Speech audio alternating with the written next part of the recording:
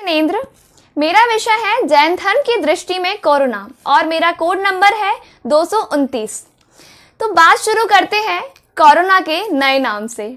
Corona अर्थात केशर की बारिश, जो हमारे पूज्य गुरुदेव आचार्य श्री विद्यासागर जी महाराज ने इसे दिया है। सच ही तो है, क्योंकि किसी नकारात्मक चीज की परिभाषा अगर हम सकारात्मक रूप में करते हैं तो उस चीज का नाम लेने से हमारे अंदर डर भय पैदा नहीं होता, अपितु हमारे अंदर उससे लड़ने की शक्ति पैदा होती है, उससे लड़ने के लिए ऊर्जा पैदा होती है, जिस ऊर्जा की आज हमें सख्त आवश्यकता है। अब बात आती है कि कोरोना वास्तव में है क्या। यह एक इंद्रिय जीव है जो हमारे अशुभ कर्म के उदय से हमारे लिए आश्वस्त करता है। लेकिन इस सिद्धांत से, इस जैन सिद्धांत से हमें एक दूसरा पहलू भी सीखने को मिलता है। जब हम शुभ कर्म करेंगे तो हम स्वस्थ भी हो जाएंगे। तो हमारा जैन सिद्धांत हमें पुरुषार्थ करने की भी प्रेरणा देता है और प्रेरणा देता है सकारात्मक रहने की। जैन धर्म के सिद्धांत हर बीमारी को एक अच्छे नजरिए से देखते हैं, एक सकारात्मक नजरिए से देखते हैं। इसका तात्पर्य, इसका मतलब यह बिल्कुल भी नहीं है कि हम उस बीमारी को बिल्कुल नजरअंदाज कर दें या उस बीमारी से बिल्कुल निडर होकर उसके प्रति असावधानी बरतें।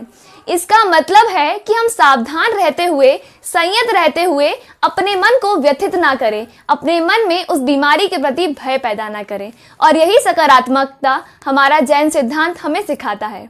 अब अगली बात आती है कि जो लॉकडाउन हुआ है उसमें बहुत से लोग बहुत दुखी हैं कि ये लॉकडाउन हो गया, हम यहाँ नहीं जा पा रहे।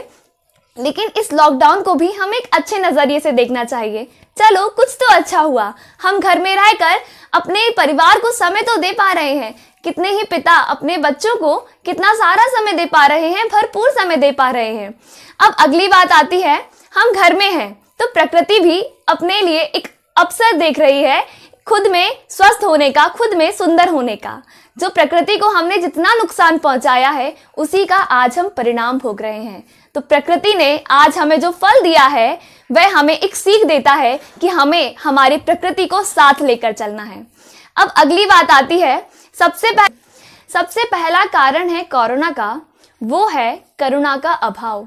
यदि हम महावीर भगवान के सिद्धांत जियो और जीने दो का पालन करते और पशुओं पर दया दिखाते, उनकी निर्दय हत्या नहीं करते, अपने स्वार्थ के लिए उनको नहीं मारते, तो ये बीमारी इस विश्व में इस तरह अपने पैर नहीं पसारती।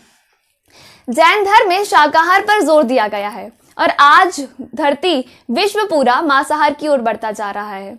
हम अपने पेट को ही कब्रिस्तान बनाते जा रहे हैं, तामसिक भोजन कर रहे हैं, मांसाहारी भोजन कर रहे हैं। उसी का परिणाम है कि आज हमारे अंदर इतने विकार उत्पन्न हो गए हैं और आज हमारे वातावरण में इतने माइक्रो ऑर्गेनिज्म पैदा हो गए हैं कि आज इतनी सारी बीमारियां हो गई जिनका इलाज ढूंढना भी मुश्किल होता जा रहा है। अब अगली बात आती है कि आज जो आधुनिकता की दौड़ है, उस दौड़ में हम इतने अंधे हो चुके हैं कि हम अपनी प्रकृति, अपने सिद्धांत, अपने संस्कारों को इतना पीछे छोड़ चुके हैं कि शायद ही यह अगर संकट नहीं आता तो हम वो सीख ले पाते कि हमें उन सिद्धांतों के पर वापस जाना है।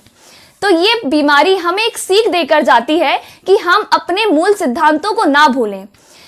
अशुद्धि से जो हमारे घर में प्रवेश करती जा रही है, हमारे जैन सिद्धांतों में पहले से ही घरों में, मंदिरों में पैर हाथ धोकर प्रवेश करा जाता था। हमारे रसोई घर में नहाकर ही प्रवेश किया जाता था। आज हम उन सिद्धांतों को भूल रहे हैं। उसी का परिणाम है कि आज हमारे पाकशाला में भी अशुद्धि का प्रवेश हो रहा है और हमारे पेट के अंदर जो अशुद्ध भोजन जा रहा है उसी का परिणाम है कि आज हम अस्वस्थ हो रहे हैं।